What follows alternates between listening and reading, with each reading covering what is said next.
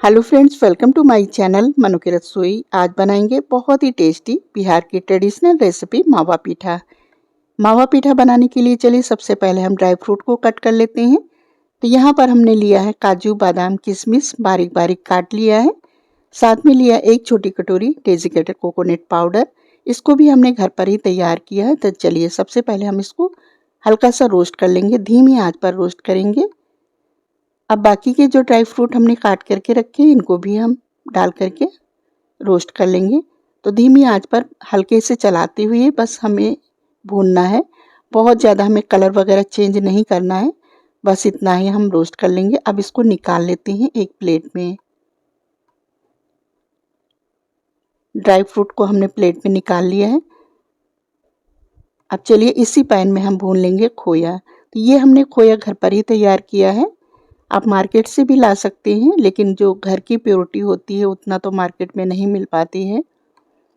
लेकिन कुछ हलवाई की जो दुकानें होती हैं उन पे अच्छा खोया मिल भी जाता है। तो घर का खोया तो देखिए हमने थोड़ा सा ही भूना है, तो इसमें घी रिलीज़ होने लगा है इस तरह से। अगर आप मार्केट से लाते हैं और इस तरह से भूनने पर घी निकलता है तो मतलब खोया अच्छा रहता है। तो देखिए इस तरह से गोल्डन ब्राउन होने तक खोए को हमने भून लिया है यहाँ पर धीमी आंच पर। अब इसको भी निकाल लेते हैं इसी प्लेट में। अब इसमें हम डाल देंगे एक छोटा चम्मच इलायची पाउडर और 2 चम्मच डाल देंगे पिसी हुई चीनी। चीनी अभी हम कम ही डालेंगे इसमें। ये स्टफिंग तैयार कर रहे हैं तो अच्छे से मिला देंगे हाथ से। ये मिश्रण अच्छे से मिक्स हो जाएगा, थोड़ा सॉफ्ट कर लेंगे। तो ये स्टफिंग बना करके हमने यहाँ पर रख दिया है। अब चलिए गैस की तरफ। तो यहाँ पर हमने पैन चढ़ा दिया है गैस पर। इसमें डाल दिया है 1.5 कप पानी। 1.5 कप पानी डालेंगे और इसको अच्छे से गर्म करेंगे। अब इसमें हम डाल देंगे 1 कप चावल का आटा और 2 से 3 मिनट के लिए इसको कुक करेंगे। थोड़ा थोड़ा करके डालेंगे, अच्छे से चलाते रहेंगे। 2 से 3 मिनट के लिए 2 मिनट के लिए इसको हम कुक करेंगे, क्योंकि पानी खौलता हुआ था तो बहुत ज़्यादा हमें नहीं कुक करना है। गैस यहाँ पर हमने बंद कर दिया है। 6 से 7 मिनट के लिए हमने ढक करके स्टीम में कुक किया है। और उसके बाद अब इसको हम निकाल लेते हैं प्लेट में। तो अभी ये गर्म है, इसको इसी तरह से छोड़ देते हैं, थोड़ा सा ठंडा हो जाएगा। जब तक हम गैस पर इधर दूध चढ़ा देते हैं। तो यहाँ पर हमने दूध चढ़ा दिया, 1.5 लीटर दूध लिया है हमने यहाँ पर, और इसको अच्छे से खौलाएंगे। अब इसमें हम डाल देंगे आधा छोटा चम्मच इलायची पाउडर और थोड़ी सी हम डाल देंगे इसमें केसर। और ये पूरी तरह से ऑप्शनल है, अगर आपके पास है तो आप डाल दीजिए, अगर आपके पास नहीं है तो आप स्किप भी कर सकते हैं। तो दूध को हम अच्छे से खौलाएंगे। तो दूध जब तक खौल रहा है चलते हैं हम आटे को तैयार कर लेते हैं। मतलब बाकी के जो पीठे हैं हम बना करके तैयार कर लेते हैं। तो आटे को अच्छे से मसलते हुए हम सॉफ्ट डो तैयार करेंगे। अगर यहाँ पर टाइट लग रहा है थोड़ा सा भी आटा तो आप गर्म पानी डाल सकते हैं इसमें। अच्छे से हम इसको सॉफ्ट गूंद लेंगे। तो आटा गूंद गया है, हाथ को साफ कर लेते हैं। अब इसकी छोटी छोटी इस तरह से लोई तोड़ेंगे पेड़ की तरह। आप जितना बड़ा बनाना चाहते हैं उस तरह से तोड़ लीजिए लोइयाँ, और राउंड घुमाते हुए इस तरह से हम बीच में ये खोए की जो स्टफिंग है इसको भर देंगे। और सेम उसी तरह से दूसरा भी बना लेते हैं। बीच का जो पोर्शन है वो थोड़ा सा मोटा रखेंगे बीच में, क्योंकि ये फटने का डर रहेगा। अगर थोड़ा सा मोड़ेंगे इस तरह से मोड़ेंगे और बीच में अगर पतला रहा तो ये टूट भी सकता है। और हल्के हाथों से इस तरह से हम राउंड घुमाते हुए बना लेंगे। आप चाहें तो गुझिया वगैरह के जैसे गुझिया बनाते हैं वैसे भी बना सकते हैं। तो इस तरह से राउंड घुमाते हुए हम बना लेंगे।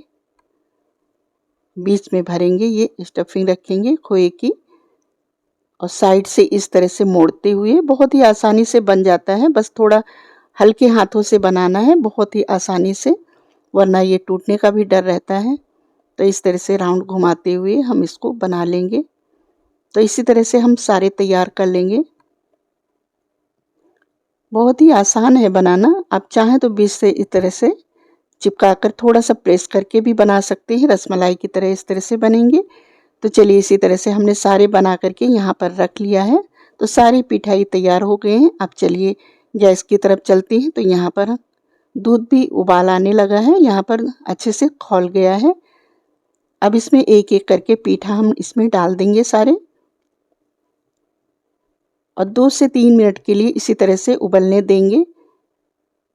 इसको टच नहीं करेंगे। ऊपर से हमने यहाँ पर डाल दिया है 80 ग्राम चीनी। चीनी हमने थोड़ी सी कम ही डाली है क्योंकि दूध जो गाढ़ा हो गया उसमें भी मीठापन आ गया है और जो 2 चम्मच हमने स्टफिंग में भी डाला था और जो बाकी का जो स्टफिंग हमने यहाँ पर मतलब खोया बचा हुआ था स्टफिंग के लिए रखा था वो भी हमने यहाँ पर डाल दिया है।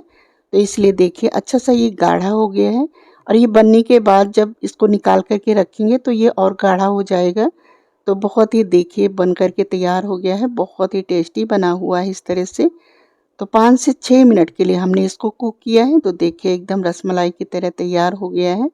गैस हमने यहाँ पर बंद कर दिया है। चलिए अब इसको सर्व कर लेते हैं। तो देखिए थोड़ी देर के लिए हमने इसको रख दिया था तो रखने से ये और भी गाढ़ा हो गया है इस तरह से। तो सारे हम इस तरह से निकाल लेंगे। ऊपर से ये रबड़ी डाल देंगे और साथ में हमने यहाँ पर गार्निशिंग कर देंगे केसर और पिस्ता से। तो देखिए बहुत ही टेम्पटिंग लग रहे हैं, एकदम रसमलाई की तरह बनकर के तैयार हो गए हैं। तो बहुत ही टेस्टी बने हुए हैं। तो हमने ये पहली बार ही बनाया है दूध पीठा।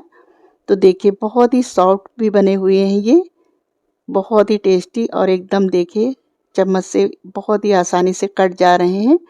तो बहुत ही सॉफ्ट भी बने हुए हैं।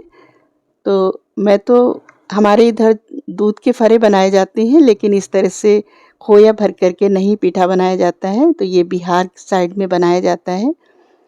तो इस तरह से बहुत ही टेस्टी बने हुए हैं। तो आप लोग भी बनाइए और अपनी फैमिली के साथ एंजॉय करिए।